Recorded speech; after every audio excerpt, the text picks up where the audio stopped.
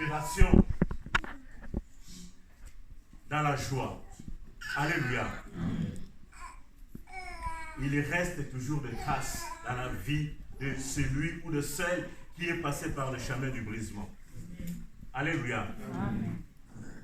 Il reste toujours des traces. Comme je vais le dire ici, tout au long de mon intervention, certaines traces peuvent être réparables. Mais certaines autres, tu le porteras toute ta vie, comme étant la marque de Dieu. Et tu entreras au ciel comme ça. Alléluia. Ce n'est pas une opération facile. Nous avions bien aimé diviser nos interventions en 3 parties. Pour rappel, le vendredi, nous avons situé notre intervention en essayant d'introduire ce que c'était le brisement. Et pour ce faire, nous avons pris l'exemple d'un patriarche. Le 3e, dans la lignée d'Abraham. Abraham, Isaac, Jacob. Et nous avons pris l'exemple de Jacob. Nous avons lu Genèse, chapitre 32, le 23 premier verset, pour illustrer la vie de cet homme. Cet homme dont le nom signifiait Jacob, voleur, usurpateur, tricheur, menteur, trompeur, calculateur. C'est cet homme-là qui était bien le même porteur d'une bénédiction. Pas n'importe laquelle. La bénédiction liée au peuple de Dieu. Dieu a choisi bien aimé un voleur. Dieu va choisir un usurpateur, un calculateur, pour faire de lui le début de la naissance d'Israël. Alléluia. Il s'est choisi un voleur. Nous avons illustré les différentes étapes par lesquelles cet homme est passé. De la maison de ses parents, il va s'enfuir. À cause effectivement du comportement qu'il a eu vis-à-vis de son frère Ésaü, mais aussi vis-à-vis de son papa, parce qu'il va tromper son papa lors de la bénédiction. Il va fuir le toit conjugal, le toit familial. Il va aller se réfugier auprès de Laban, son oncle, qui deviendra son beau-père.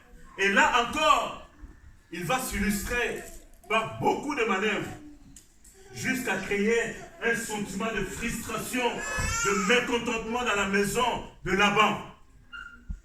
Ses cousins vont commencer à se coaliser contre lui. Et dans Genèse 31, quand vous lisez le verset 3, c'est l'Éternel qui va venir le visiter. Il va lui dire, il est temps pour toi que tu rentres dans ta patrie, dans la maison de tes pères, dans ta famille. C'est le Seigneur qui l'a visité. C'est le Seigneur qui va lui dire ça. Parce qu'il y avait un danger. Il n'était plus en sécurité dans la maison de son beau-père, en même temps de son oncle.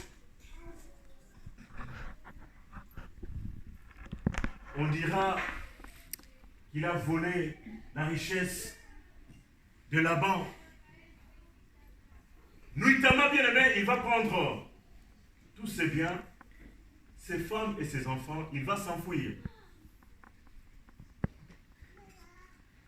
C'est maintenant que commence le chapitre 32. Et là, chemin faisant, il va rencontrer les anges de l'Éternel qui étaient plutôt de son camp, qui ne vont pas lui faire obstruction. Il va commencer sa marche. Mais il va apprendre que Ésaü, son frère, monte avec 400 hommes pour venir le chercher.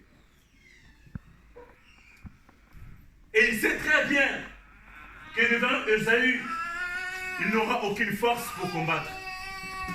Dans cette peur, dans cette crainte, il a envoyé le messager avec le bien pour adoucir le cœur, apaiser le cœur de son frère ennemi. Mais tout cela va se révéler absolument sans issue.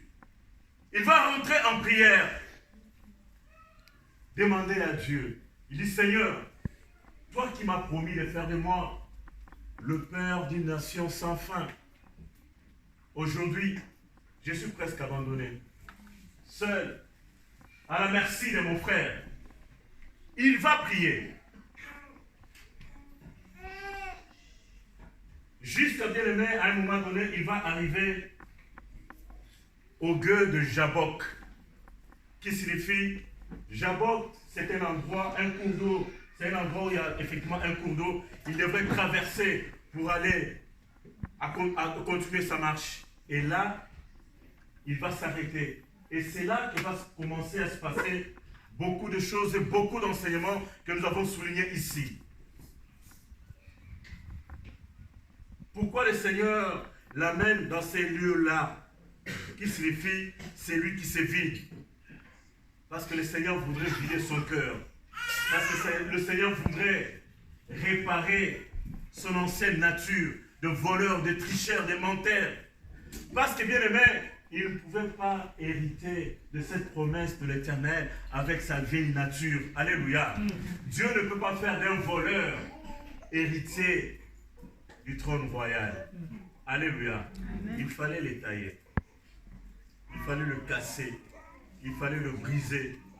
Il fallait que l'Éternel fasse de lui la personne que l'Éternel voudrait qu'il soit.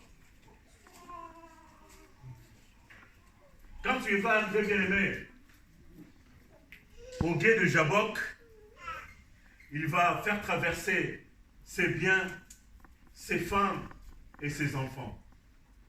Je veux préciser une chose ici. Quand il fait traverser sa famille, ses biens, ses enfants étaient au nombre de 11. Alléluia. Amen. Parce que le dernier qui s'appelle Benjamin n'était pas encore né. Alléluia. Donc, tous les frères de Benjamin sont nés et sont porteurs de ces germes dont leur papa était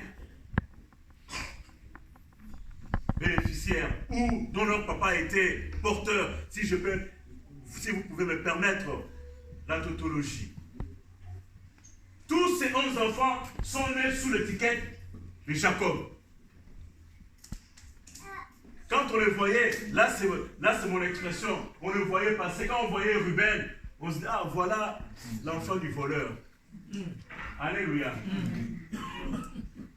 Amen. C'était comme ça. Quand on voyait Dan passer, ah voilà le fils du voleur.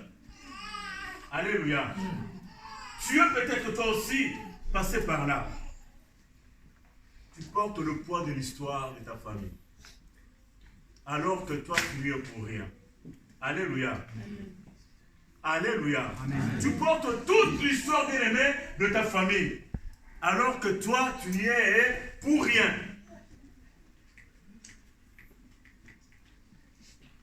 Le Seigneur va le laisser seul. Dans le verset 23, la Bible dit que Jacob resta seul. Et c'est dans cet isolement qu'il va se passer beaucoup de choses. Il va rencontrer un homme, un inconnu. Alléluia. Et nous avons dit que cet inconnu, c'était l'ange de l'Éternel. Ce n'est pas Jacob, bien-aimé, qui va engager les hostilités. Ce n'est pas Jacob qui est allé chercher la lutte. Alléluia. Parce que, bien-aimé, dans un combat, dans une lutte, si c'est moi qui m'engage à venir t'agresser, alléluia, c'est que j'ai intérêt, alléluia, sur toi, alléluia. Je voudrais sortir vainqueur sur toi. Je voudrais arracher quelque chose sur toi. Amen. Ce n'est pas Jacob qui a engagé la lutte. Mais c'était l'ange du Seigneur qui représentait le Seigneur lui-même. C'est lui qui va engager le combat. Et nous avons ici aussi, bien aimé, fait la différence, la distinction, c'est très important. La Bible dit que l'homme lutta avec Jacob. Alléluia. On ne dit pas que cet homme-là luttait contre Jacob ou Jacob luttait contre cet homme-là. Amen. Quand tu luttes avec, dans la personne avec qui tu luttes, est dans ton camp. Alléluia. Alléluia. Mais quand tu luttes contre, là c'est une opposition. Et nous avions dit, dans le passé, dans ce monde-ci présent, même dans le monde à venir, même dans le ciel, il n'est né encore personne. Alors personne qui peut s'opposer à Dieu et vaincre Dieu. Alléluia. Voilà pourquoi nous avons dit qu'on ne peut pas s'opposer à Dieu. La Bible dit, quand j'agirai, qui s'y opposera? Voilà pourquoi cette expression-là est utile. Et il faudra la souligner. Il lutta avec et non contre. Et bien aimé, dans ces combats, alors que ça tout s'est passé pendant la nuit, l'homme inconnu, l'ange, voulait se séparer, se retirer. Alléluia. Jacob a dit non. Alléluia. C'est maintenant la troisième partie de mon intervention de ce matin. Amen. Amen. Nous pouvons le lire si vous pouvez vous lever. Genèse chapitre 32.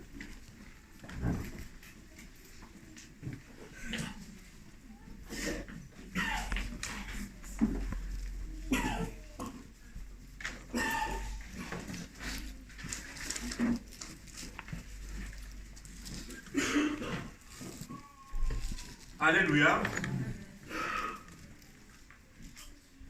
Genèse chapitre 32. Je vais lire le verset 26.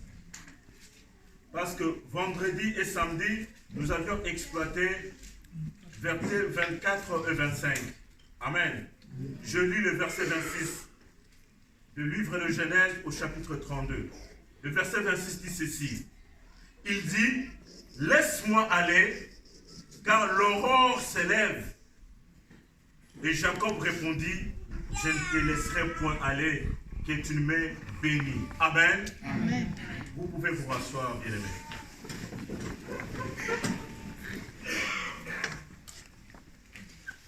Et le troisième sous-thème, je l'intitule du brisement à la gloire. Alléluia. Amen. Du brisement à la gloire. Je veux d'abord commencer par te dire, bien-aimé, ne confondons pas brisement et châtiment. Alléluia.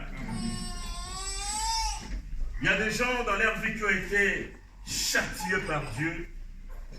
Châtiés pourquoi? Parce qu'ils se sont montrés rebelles vis-à-vis de l'Éternel. Et le châtiment, c'est la punition que tu subis par rapport à ta rébellion. Alléluia. Amen. L'exemple de David fait foi. Pendant que toute son armée est dans la bataille, ce grand roi va prendre plaisir à aller regarder de loin la femme d'un de ses généraux. Et l'Éternel n'a pas pris plaisir à cet acte-là vis-à-vis de Bathsheba. Et David a été puni et châtié. L'enfant qui est né de cette action d'adultère n'a pas survécu. Alléluia. On ne va pas dire que c'est un brisement. Non. Le brisement, bien-aimé, n'a pas pour objectif de te tuer. Amen. Quand l'Éternel te brise, il veut tout simplement élaguer certains défauts que tu avais. Parce qu'en toi, tu es porteur, bien-aimé, d'une vision, tu es porteur d'un appel, tu es porteur de quelque chose de précieux qui est en toi. Mais tant que tu n'as pas compris, et le Seigneur te fait passer par ces chemins-là, pour que tu comprennes que non, Fini la distraction pour toi. Maintenant, il faut que tu reviennes dans la maison de tes parents, dans la maison de ton père. C'est ce qu'il a dit à Jacob. Jacob ne s'était pas montré rebelle vis-à-vis de Dieu. Dieu a permis que Jacob fasse tout ce qu'il a fait. Voilà pourquoi nous parlons du brisement dans le cas de Jacob et non de châtiment.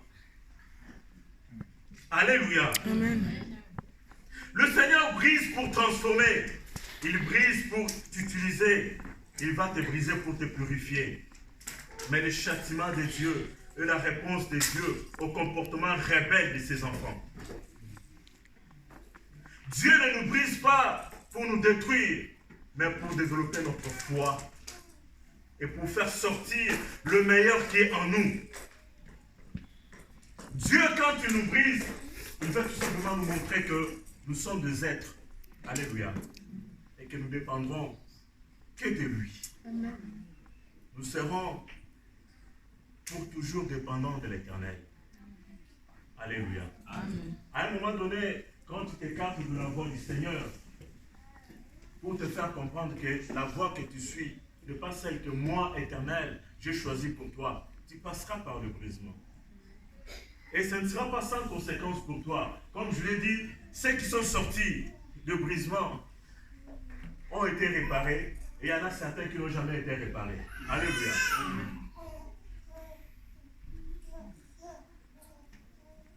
Dans ce sous-point du brisement à la gloire, j'ai mis un autre petit sous-point que j'ai intitulé « Je ne te laisserai point aller ». Cette parole est sortie de la bouche de Jacob. Je ne te laisserai point aller. Je ne te laisserai point aller. Il voudrait tout simplement dire, Seigneur, je ne te lâcherai pas. Tant que je n'ai pas touché à ma bénédiction, je ne te lâcherai pas. Mais pourquoi ces voleurs de sa bouche sortent ces genres de paroles? Alléluia. Mais déjà, bien aimé, dans son physique, il a déjà subi. Il sait qu'il a été déboîté de la hanche.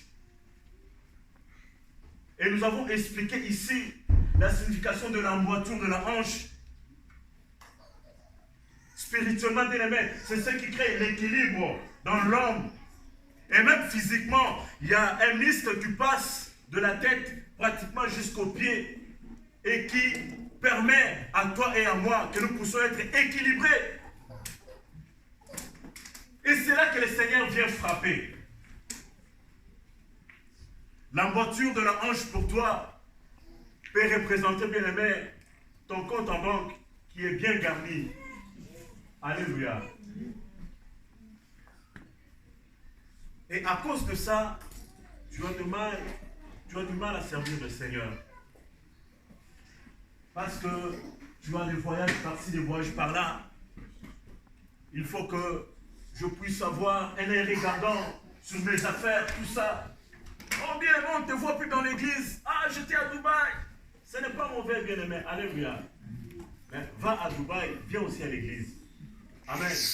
Le jour où le Seigneur visitera l'emboîture de ta hanche, tes économies, ton compte en banque, tu comprendras. Alléluia. L'emboîture de la hanche pour toi, c'est ta beauté. Alléluia.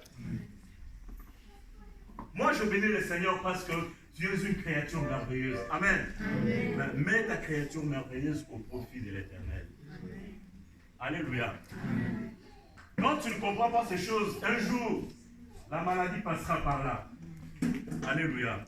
C'est en ce moment-là tu comprendras que oui, le Seigneur m'a touché au niveau de l'emboîture de ma hanche. Je ne suis plus la même personne. Je ne suis plus la même personne. Je suis aujourd'hui l'objet des railleries. Quand je passe par là, on me montre du doigt. Alléluia. L'emboîture de la hanche, bien-aimé, peut être pour toi ton ministère. Le Seigneur t'a donné un ministère puissant. Ici, je prends l'exemple du roi Nebuchadnezzar. Quand vous lisez dans Daniel 4, il s'est targué, il s'est vanté d'avoir bâti le plus grand empire, d'avoir bâti Babylone, d'avoir construit Babylone par sa force et par sa puissance. Alléluia. Alléluia. Mais quand le Seigneur a atteint la moitié de sa hanche, ce roi puissant est allé vivre dans la forêt. Il est devenu semblable aux bêtes sauvages. Jusqu'à ce qu'il a compris qu'il fallait qu'il fasse sa repentance. Et le Seigneur l'a rétabli après dans son trône. Qu'il est bien-aimé, l'objet qui te permet de t'enorgueillir aujourd'hui. Quand vous lisez 2 Corinthiens chapitre 12, à partir du verset 7, Paul a compris ces choses. Alléluia. Paul a compris ces choses. Il avait une écharpe. Et lui-même lui dit, le Seigneur l'a permis pour qu'il ne puisse pas s'enorgueillir. 3 fois j'ai prié. 3 fois le Seigneur me dit, ma grâce me suffit. Alléluia. Alléluia. Alléluia. Amen. Il a compris. Et bien aimé, pour avoir ce genre de phrases dans ta bouche, alors que tu as un handicap qui t'empêche de te mettre droit, mais il faut être brisé. Quand vous lisez le dernier chapitre de Job 42, mais si tu n'es pas brisé, si tu n'es pas passé par le chemin de brisement, tu ne peux pas sortir ce que Job a sorti de sa bouche. Dans le verset 3, il va dire, pardon, 5, Job 42, il dit, mon oreille t'avait entendu. Alléluia. Maintenant, mon œil t'a vu. Mais qu'est-ce que l'œil a vu? Qu'est-ce que l'œil a vu? L'œil a vu, c'est bien parti. L'œil a vu, bien aimé, la déchéance de tous ses biens. C'est ce que l'œil de Job a vu. Mais Job va glorifier Dieu pour ça.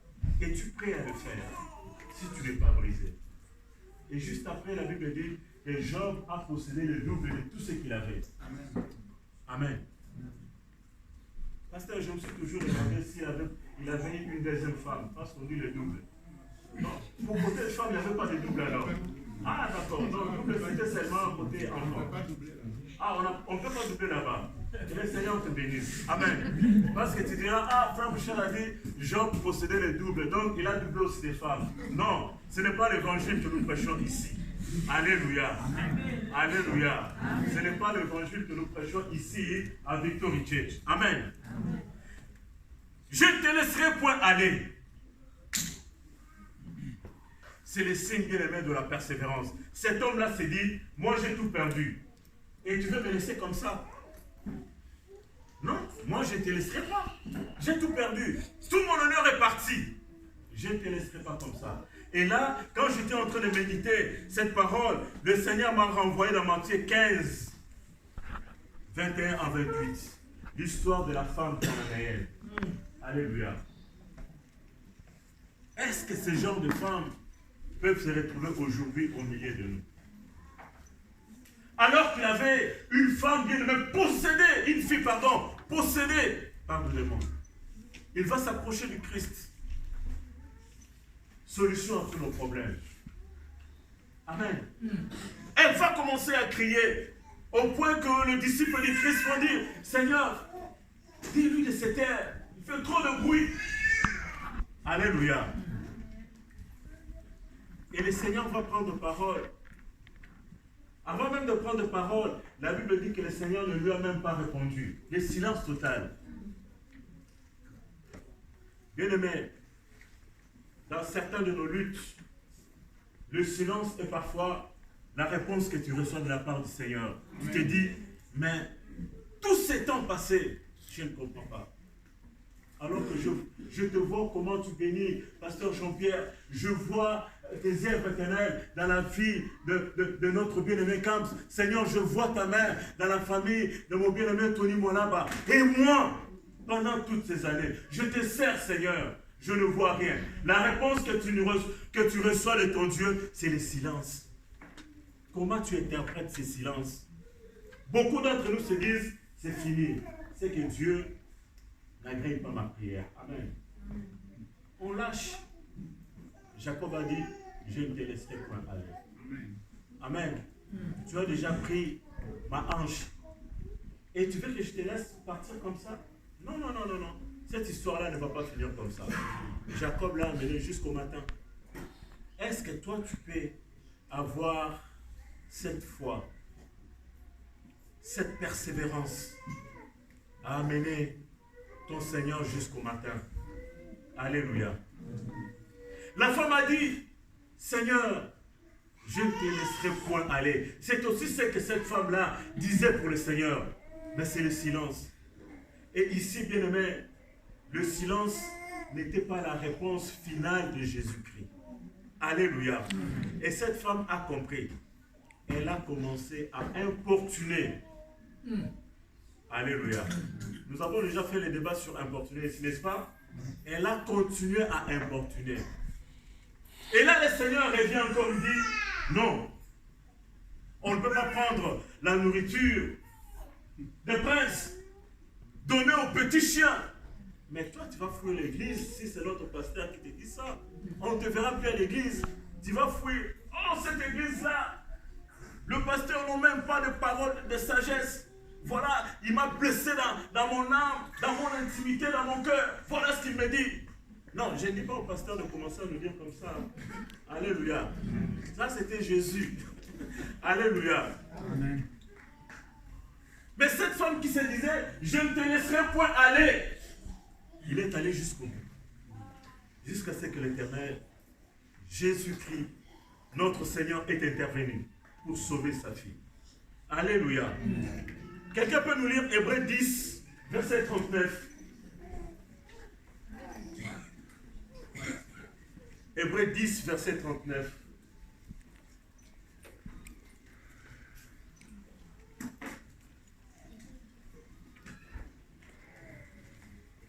Celui qui est dans la page peut nous faire la lecture rapidement. Hébreux chapitre 10, verset 39. Nous ne sommes pas de ceux qui se retirent pour se perdre, mais de ceux qui ont la foi pour sauver leur âme. Alléluia. Acclamons pour le Seigneur. Est-ce que nous pouvons te citer parmi ceux qui ne se relâchent point? Alléluia. Quand vous allez continuer la lecture de Genèse chapitre 32, vous verrez qu'à la fin, Job avait sauvé son âme. Nous ne sommes pas bien aimés de ceux et ceux qui se retirent. Amen. Parce que la lutte est âpre, parce que le combat est dur, parce que la promesse de Dieu traîne. J'abandonne, je laisse. Alléluia. Nous ne sommes pas de ceux-là. Et je vais te compter parmi ceux-là. Alléluia. Je vais te compter parmi ceux-là. Jacob a dit, je ne te laisserai point aller. Alléluia. Tu étais une femme dont on reconnaissait la splendeur. Chaque dimanche, on te voyait avec un nouvel habit, avec un nouveau super wax, avec une nouvelle veste. L'emboîture de ta hanche, bien-aimée, c'était ta garde-robe. L'emboîture de ta hanche, c'était ta garde-robe. Et le jour où le Seigneur va visiter ta garde-robe,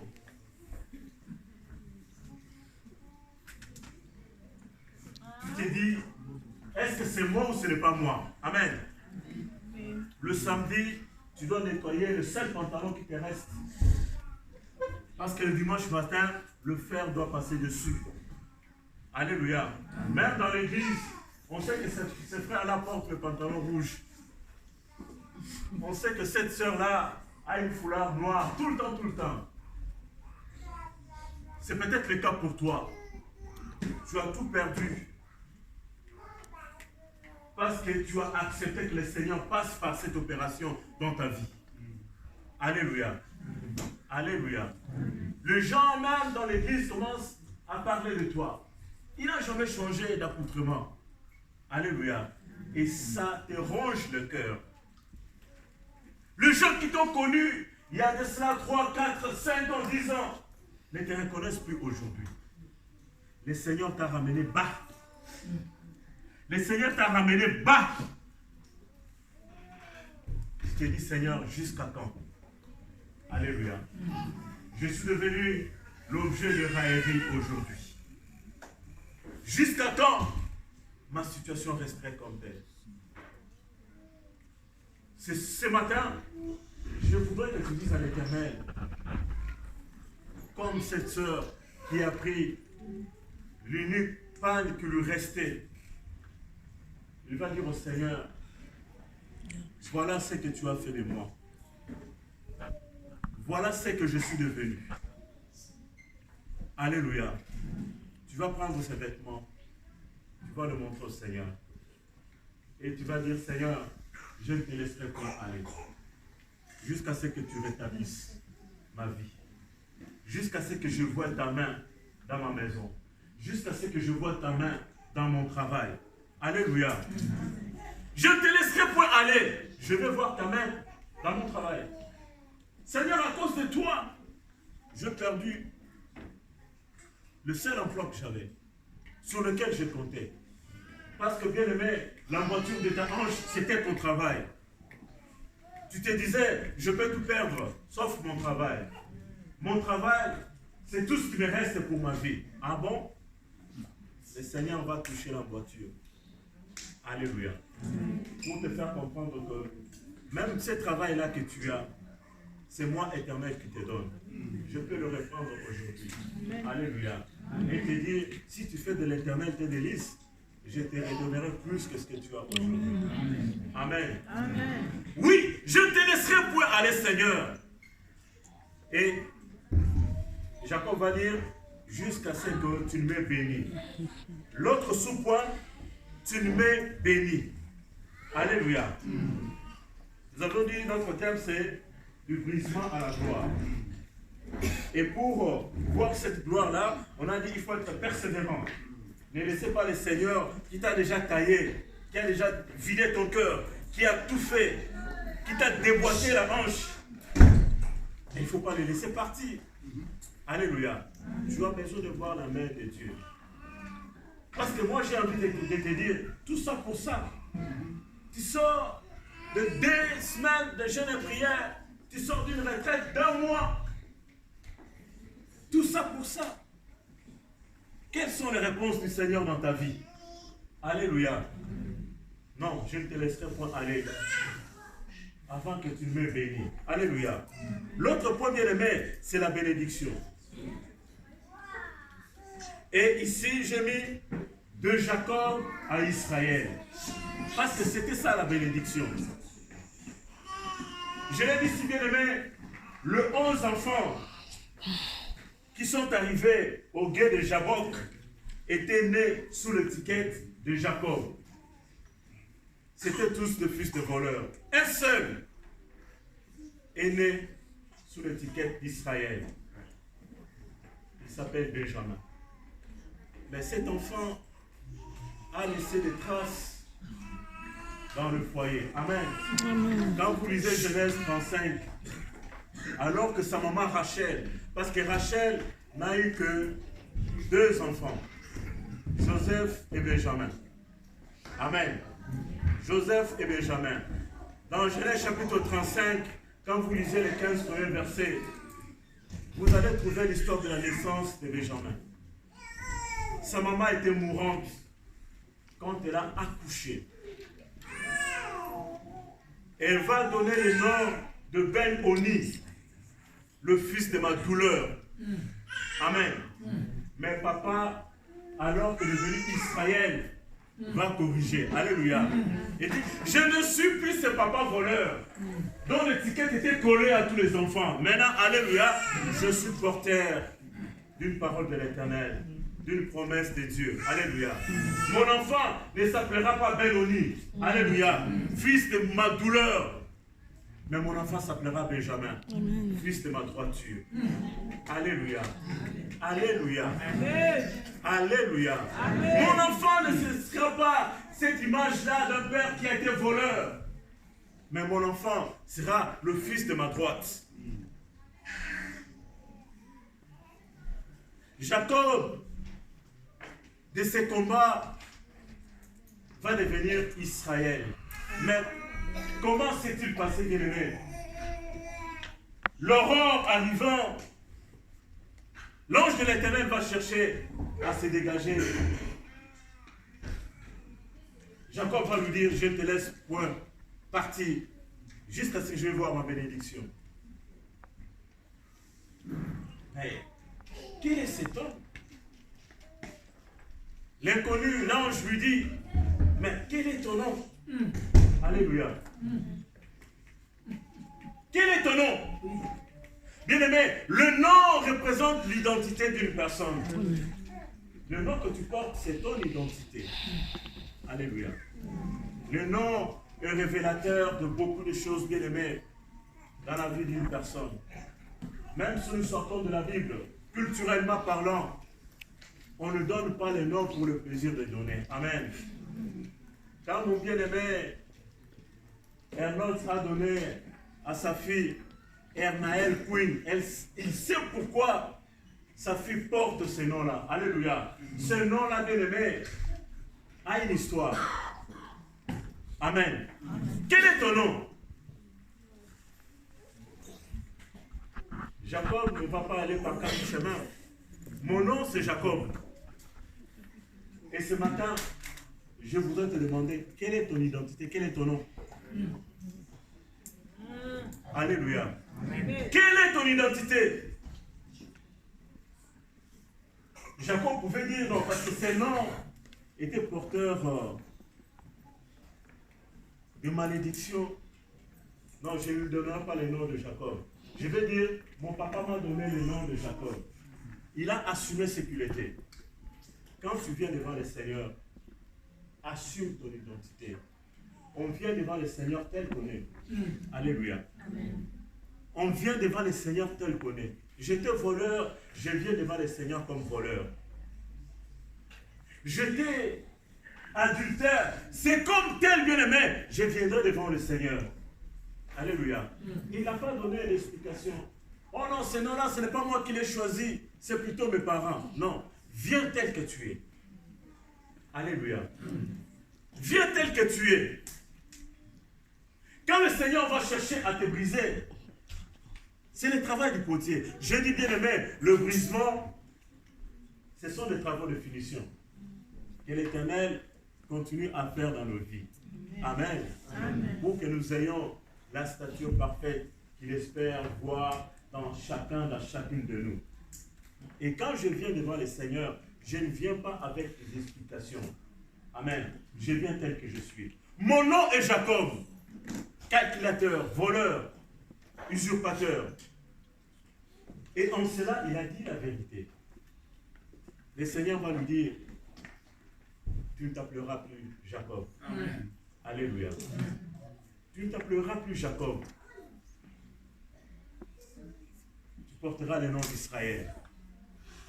Parce que tu as lutté avec Dieu. Parce que tu es devenu le prince de Dieu. Parce que tu es devenu le combattant de Dieu. Voilà comment, bien aimé, au matin d'un combat, d'une lutte, l'histoire d'une personne et derrière de toute une nation va être transformée. Alléluia. De Jacob à Israël. L'Éternel lui dit, quel est ton nom? Il répondit Jacob. Jacob ne sera plus ton nom, mais Israël, car tu as lutté avec Dieu, avec les hommes, et tu as été vainqueur. Israël veut dire combattant de Dieu, héros de Dieu, celui qui lutte avec Dieu, qui gouverne avec Dieu, prince de Dieu. Mais avant de pouvoir élever et faire de lui puissant père d'une race sainte, Dieu a commencé d'abord par purifier cet homme, élaguer. Alléluia. Donc Israël, c'est le résultat de tout un combat. Israël, c'est le résultat de toute une lutte. Israël, c'est le résultat d'une obéissance. Israël, c'est le résultat d'une persévérance. Alléluia. Est-ce que tel est le cas pour toi aujourd'hui? N'as-tu pas abandonné parce que tu as été confronté au silence de l'Éternel? Et quand on abandonne, on laisse en chemin le cheminement de sa bénédiction. Alléluia. Nous disons souvent que l'Éternel est Dieu d'œuvre complète et achevée. Amen. Mais quand il te fait rentrer dans sa voie, mais il faut que tu marches avec lui, selon ses recommandations. À un moment donné de ta vie, tu as été confronté au silence de Dieu, croyant que ces dieux-là s'endormaient. Ils ne t'écoutaient plus. Alléluia. Le silence de Dieu pour ta vie bien-aimée, ce n'est pas la réponse finale. Ce n'est pas la dernière réponse de Dieu. Il veut que tu continues. Il veut que tu puisses lui dire, oui Seigneur, je ne te lâcherai point, jusqu'à ce que j'arriverai au bout. Amen.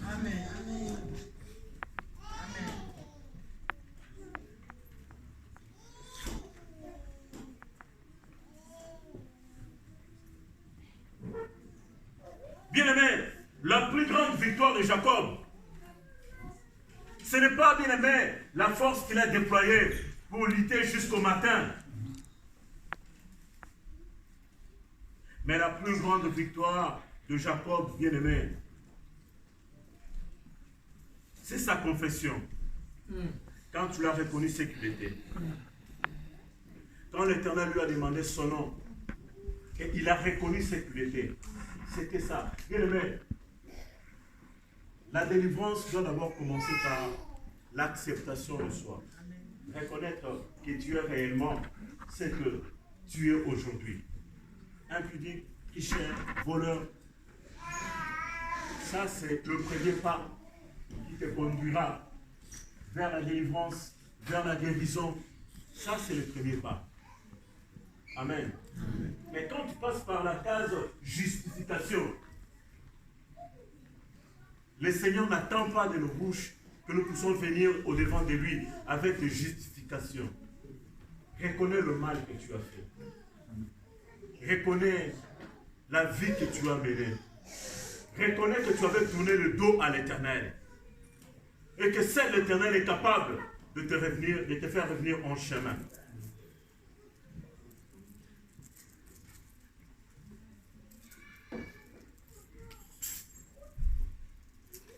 Bien-aimé, Jacob, devenu Israël, est rentré dans sa bénédiction après persévérance, après s'être reconnu ce qu'il était. Et vous allez comprendre également que du lieu où se passe effectivement cette lutte, ces lieux que nous avons nommés ici, qui est dans la Bible, Jacob qui signifie celui qui se vide. Ces liens vont même changer de nom. Alléluia. Une transformation en profondeur. Parce que le Seigneur a vidé son cœur. Lorsque le cœur est vidé, le cœur est maintenant à même de recevoir les instructions du Seigneur. Lorsque le cœur est vidé, c'est maintenant le Saint-Esprit qui doit remplir notre cœur. Notre cœur est vidé de notre orgueil, de la jalousie qui nous dominait, des prétentions que nous avions. Notre cœur est vidé, bien-aimé, de toutes les certitudes que nous avions. Quand le cœur est vidé, nous laissons la place à l'esprit. C'est lui qui s'appelait Jabbok est devenu Péniel. Alléluia. Est devenu Péniel parce que Péniel signifie la face de Dieu. Parce qu'il a vu la face de Dieu. Comme Job a dit, mon oreille t'avait entendu, maintenant mon œil te voit. Job aussi a vu. Et il va nommer ces lieux. Alors qu'anciennement ça s'appelait Jacob, un lieu où on venait pour être vidé. Mais quand on est vidé, il faut maintenant laisser la place à l'esprit d'agir. Il va appeler ces lieux Péniel. Parce que je suis en face de Dieu. Parce que j'ai vu la face de Dieu. Donc on est passé, bien aimé, de Jacob à Péniel. Alléluia.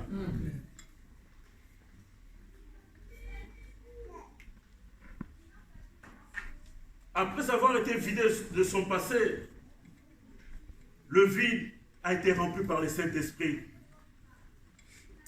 Et l'on devient irréprochable et accessible à la face de Dieu. Donc Péniel signifie la face de Dieu, signifie également irréprochable, qui ne peut être cité en justice. C'est ça la signification de Péniel. Quand le Seigneur va te vider de toutes tes prétentions, tu deviendras irréprochable. Alléluia. Parce que le Saint-Esprit commence à faire maintenant son travail dans ta vie. Jacob, bien-aimé, a été béni. Mais comme je l'ai dit, cette bénédiction, quand vous continuez la lecture dans Genèse 33, ce qu'il redoutait de son frère Ésaü, le Seigneur l'a enlevé. Parce que quand ils se sont rencontrés, c'était des retrouvailles entre frères. Alléluia. Alléluia. Quand vous allez même jusqu'au dernier chapitre, je crois que ça doit être dans Genèse 49 où on nous parle de la mort d'Isaac. La Bible dit que Jacob et Ésaü étaient ensemble pour enterrer leur papa. Alléluia. Tout ça, ce n'est que Dieu qui peut faire ça. Amen. La réconciliation, l'unité. Alléluia. Retrouver. Mais bien aimé, Jacob est sorti de cette lutte boitée pour te bénir. Le Seigneur ne va pas regarder ton état physique. Alléluia. Amen. Amen. Et c'est là où je vais bien aimé souligner quelque chose d'important pour toi et pour moi. J'avais dit tout au début que lorsque nous luttons, que nous permettons à l'Éternel de venir briser nos prétentions, de ces combats bien-aimés, il y restera toujours des marques. Alléluia. Alors j'ai dit, même boité, Jacob a reçu sa bénédiction. Jacob, comme je l'ai souligné dans mes commentaires, c'est un brisé sans réparation. Alléluia. Un brisé sans réparation. Quand tu passes par bien-aimé ces combats-là, et que tu sors vainqueur, ça veut dire que tu es béni, il y a des traces qui restent. Jacob, il est resté boiteux toute son vie. Il nous arrive aussi, bien aimé, surtout dans notre ministère d'intercession, de rencontrer ces gens de cas. Il y a des personnes pour qui le Seigneur a dit, ton étape finale, c'est ça. Alléluia. Tu peux beau prier pour la personne, intercéder. Je ne sais pas si à cette époque-là, il y a eu des gens qui ont intercédé pour Jacob. Mais Jacob lui-même savait que son étape finale, c'était ça. Alléluia. Pour ce genre de personnes bien-aimées, ça ne sert à rien d'aller en jeûne et prière, demander la grâce de Dieu pour que la personne devienne droite. Non. Alléluia. La sentence de l'Éternel, c'était ça. Si Christ revenait aujourd'hui, il verra le Seigneur boiter. Alléluia. Parfois, quand nous n'avons pas le discernement de l'Éternel, nous entrons dans le moment intense de prière pour demander la face de Dieu. Oh Seigneur, pourquoi cette chose arrive dans la vie de ma soeur, de mon frère? Mais quand le Seigneur te visite et te dit, arrête de prier, c'est là que tu comprends que c'est la sentence du Seigneur. Amen. N'insiste pas. Alléluia. Paul a compris. Il n'a pas insisté. Parce que le Seigneur a dit que ton étape finale, c'est ça. Tu garderas les charmes. Alléluia. Tu iras au ciel comme ça avec les charmes. Amen. Et pourtant, Paul avait des églises de fils dans la foi. Il pouvait leur demander, priez pour moi les charmes, que le Seigneur enlève. Alléluia. Nulle part dans la Bible, on a vu Paul demander à Timothée ou à ses frères et sœurs, à ses enfants dans la foi, de prier pour son écharpe. Parce que lui-même avait compris que c'était la sentence de Dieu. Nous perdons parfois trop de temps lorsque nous n'avons pas le discernement dans certains sujets pour lesquels nous entrons en intercession. Alléluia. Nous perdons trop de temps. Mais lorsque nous perdons le temps en écoutant le Seigneur, parce que souvent, c'est ce que j'ai dit aux intercesseurs, nous prions beaucoup, gloire à Dieu, mais nous écoutons peu. Amen. Tu vas prendre 1 heure d'intercession. Amen, amen. Vous partez. Mais la prière, bien aimé, c'est un dialogue. Tu parles. Et la personne à qui tu parles, il faut qu'il te parle aussi. Amen. Amen. Alléluia. Amen. Nous prions beaucoup, nous écoutons peu.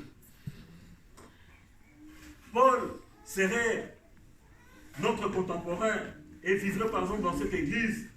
Je pense que peut-être je serai le premier à passer des moments d'intercession pour prier que le Seigneur lui enlève les charmes.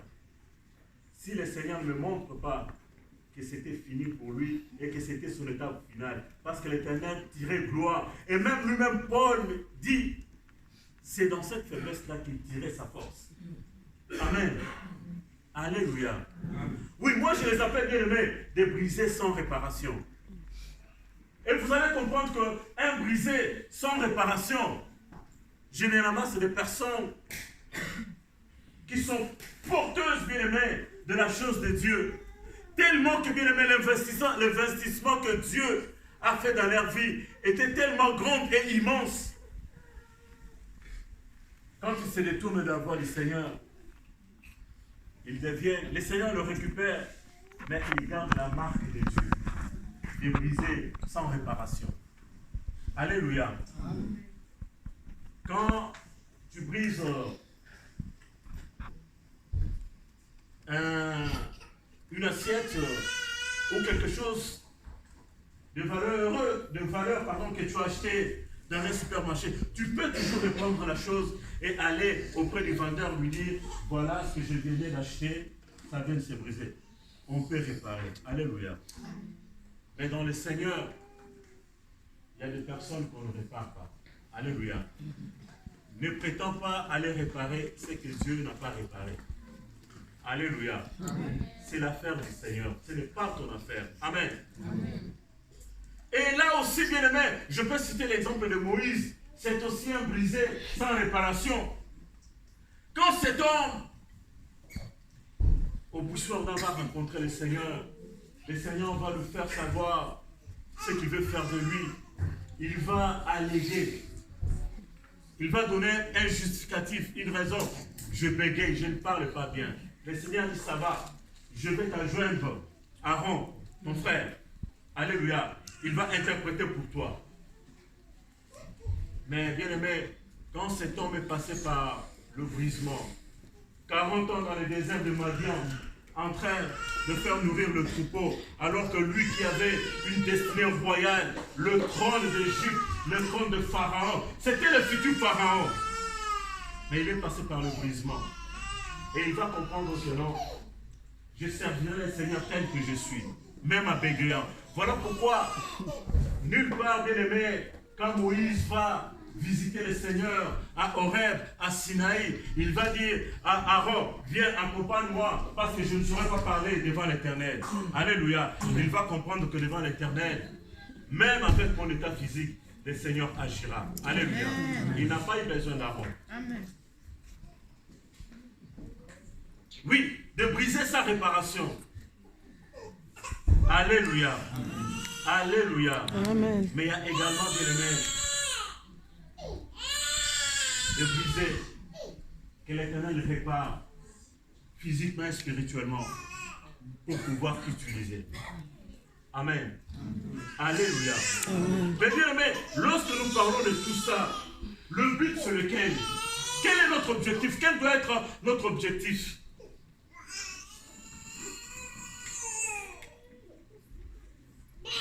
L'objectif, comme je l'ai écrit, bien aimé dans mes commentaires ici, c'est de ressembler à Christ. Alléluia. Le brisement est indispensable car il aide l'enfant de Dieu à crucifier sa chair pour atteindre la stature de l'homme fait à l'image du Seigneur Jésus-Christ. Éphésiens chapitre 4 verset 13. Le Seigneur veut faire de nous des hommes et des femmes faits à l'image de notre Seigneur. Il est notre Seigneur Jésus-Christ bien-aimé, le seul qui, dès sa naissance, est resté obéissant. Et cette obéissance l'a conduit jusqu'à la croix. Il a connu le brisement qu'aucun de nous n'aurait pu accepter ou contenir. Et celui-là, bien-aimé, a accepté de souffrir sa passion pour toi et pour moi. Il est passé par plusieurs sortes de brisements. Jusqu'à un moment donné, il a dit, Seigneur, éloigne-moi de tout ça. Le Seigneur a dit, non, mon fils, c'était ça ton sort. Alléluia. Parce qu'il devait te racheter.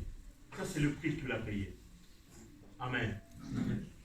Jamais homme aura été brisé comme notre Seigneur. Alléluia.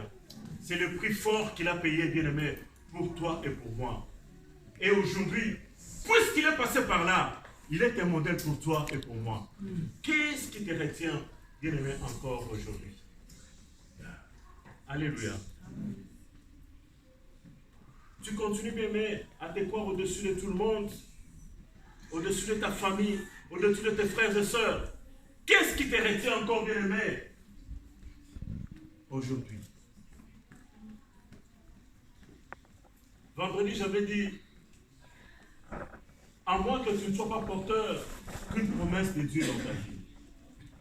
Si tu es porteur d'une promesse de Dieu, d'un appel du Seigneur, tu passeras par la case du brisement, si tu ne comprends pas les choses de Dieu, dès maintenant. Alléluia. Cet homme, Jacob, bien-aimé, était porteur d'une promesse. Le Seigneur devait faire de lui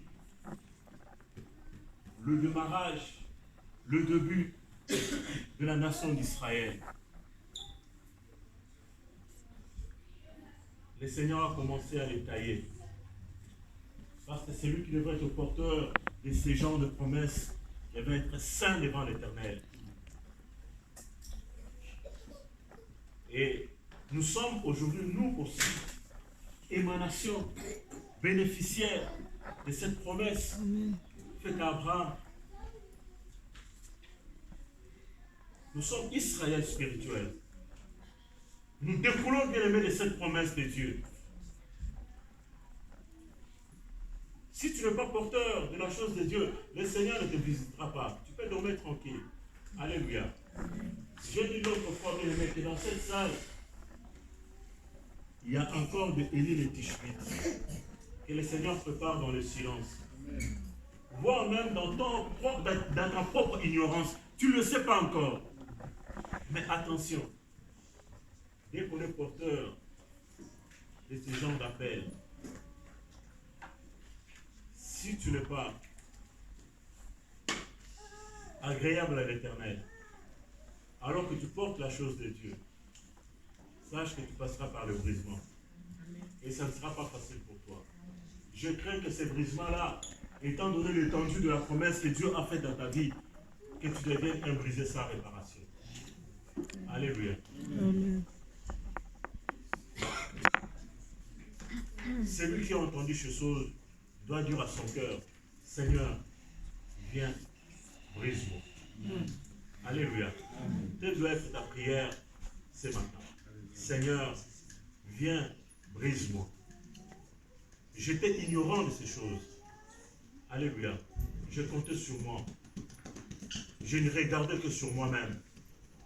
Ma famille était l'emboîture de ma hanche. Mais aujourd'hui, j'ai compris que tu as besoin de moi. Et que je suis porteur des promesses de Dieu. Rentre dans ton pays, dira l'Éternel à Jacob. Rentre. Il est temps pour toi que tout ce que j'avais dit à Abraham commence maintenant à s'accomplir. Alléluia. La promesse, c'était les 12 tribus d'Israël. J'arrive au Dieu de Jacob. L'Éternel me dit, mais je n'avais que 11. L'Éternel dit, oui, le 12e naîtra, mais il ne sera pas porteur de germe et d'un voleur. Celui-là, on l'appellera le fils de ma droite, Benjamin. Et ça va faire le 12 tribus d'Israël. Et de là naquit la nation d'Israël. Alléluia. Mets-toi debout, bien-aimé. Nous allons lire Ésaïe 53. Je vais demander aux musiciens de monter. Ce matin, bien-aimé, tu vas dire au Seigneur, brise-moi. Amen. Tu vas dire à l'Éternel, brise-moi. Nous allons tous lire, bien-aimé, Ésaïe 53. Mettons-nous debout.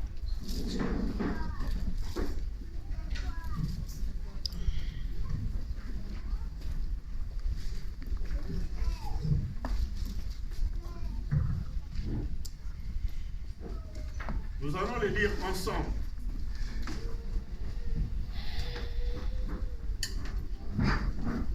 Ésaïe 53, bien-aimé, c'est l'image de notre Seigneur, le modèle par excellence, le brisé sans réparation. Alléluia. Il a souffert sa passion pour toi et pour moi. Et aujourd'hui, bien-aimé, il te donne l'opportunité, le courage, l'espoir et la force de savoir qu'il a enduré, bien-aimé, pour toi, beaucoup de choses dans sa vie.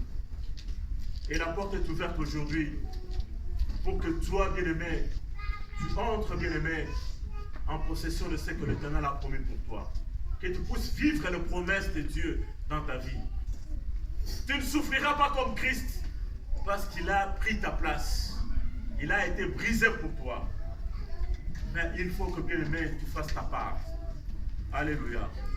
Nous allons tous lire Ésaïe 53. Je vais citer jusqu'à 3 et nous commençons. Amen. 1, 2, 3. Qui a cru à ce qui nous était annoncé?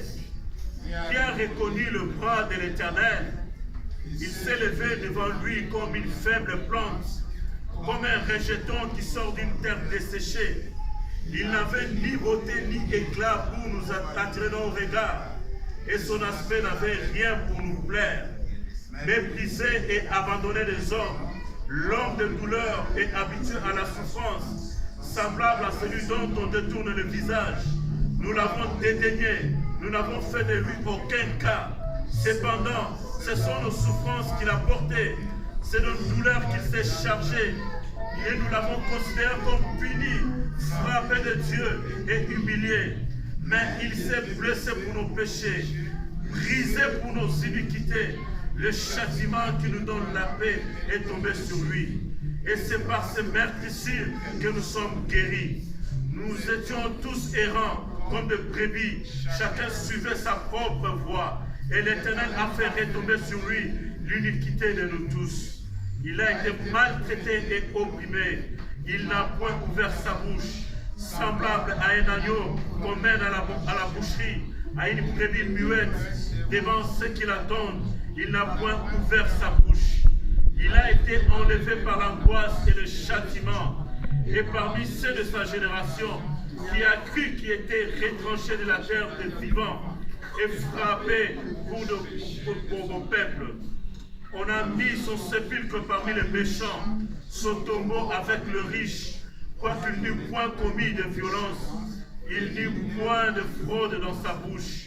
Il a plu à l'Éternel de le briser par la souffrance, après avoir livré sa vie en sacrifice pour le péché. Il verra une postérité et prolongera ses jours. Et l'œuvre de l'Éternel prospérera entre ses mains. À cause du travail de son âme, il rassasiera ses regards. Par sa connaissance, mon serviteur justifiera beaucoup d'hommes et se chargera de leurs iniquités. C'est pourquoi je lui donnerai sa part avec le grand. Il partagera le butin avec le puissant, parce qu'il s'est livré lui-même à la mort et qu'il a été mis au nombre des malfaiteurs, parce qu'il a porté le péché de beaucoup d'hommes et qu'il a intercédé pour le coupable. Élevons nos mains, bien-aimés. Tu vas répéter cette prière après moi. Après moi, bien-aimés. Élevons nos mains. Élevons nos mains. Élevons nos mains. Seigneur Jésus, Je reconnais devant toi. Ce matin. Devant ton peuple. Que je me suis conduit dans mon imagination. J'ai mis mon intelligence avant tout. J'ai mis ma force avant toute chose. J'ai regardé beaucoup à mes biens. Ma famille était mon emboîture. Ma beauté était tout ce que j'avais pour moi. Ce matin, j'ai compris que tu dois passer en premier lieu. Car je suis porteur de bénédiction. Car je suis porteur de promesses de Dieu. Car je suis porteur de l'appel de Dieu. Voilà pourquoi je viens devant toi. Je me laisse entre tes mains. Je me laisse entre tes mains. Taille-moi, Seigneur. Taille-moi, Seigneur. Taille-moi, Seigneur. Seigneur, taille ma bouche. Taille mon cœur. Taille ma famille, Seigneur. Taille mon ministère. Taille mes galons, Seigneur. Taille mon orgueil. Je vais ressembler à Christ. Le briser sans réparation. Oh Seigneur, j'invoque ton esprit. J'invoque ton esprit. Qu'il remplisse mon cœur en ce moment. Brise mon cœur, Seigneur. Brise-moi, Seigneur. Brise-moi, Seigneur. Brise-moi, Seigneur. Brise-moi, Seigneur. Brise-moi, Seigneur. Brise-moi, Seigneur. Pour que tu invoques Dieu bien-aimé.